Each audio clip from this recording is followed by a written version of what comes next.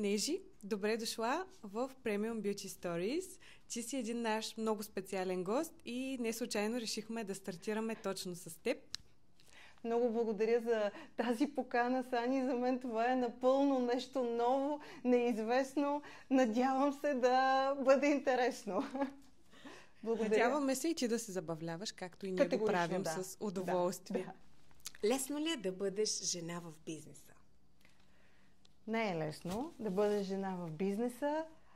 Не е невъзможно, но съгласете се, че очакванията към днешните жени са толкова високи за това как изглеждаме, за това как се държим, какви пари изкарваме, какъв социален живот имаме, че то не е лесно да си жена изобщо.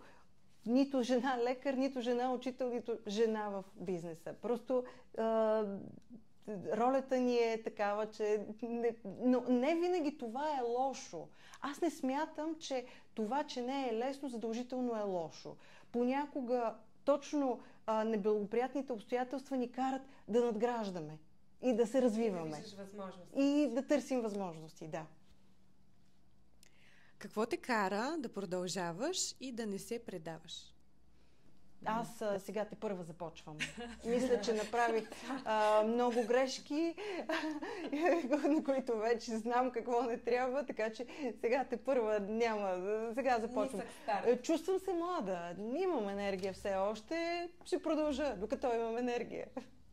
А колко време според теб е нужно, за да се развиваш? Колко време на един човек му е нужно? Да се развие.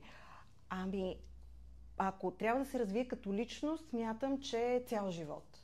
Наистина. А във връзка с професията не знам. Лично аз смятам, че има още какво да направя. Смятам, че трябва да търсим, трябва да надграждаме, трябва да се опитваме да се подобряваме. Не би трябвало това да бъде една крайна точка. Би трябвало да бъде един процес. Така смятам. Вярно ли е според теб, че зад един успял мъж винаги стои една силна жена? Да, абсолютно вярно.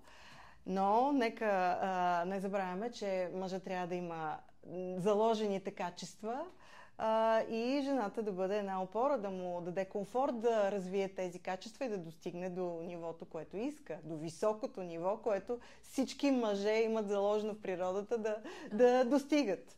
Така че взаимен е процеса. Една вдъхновяваща твоя любима мисъл. Добре. Аз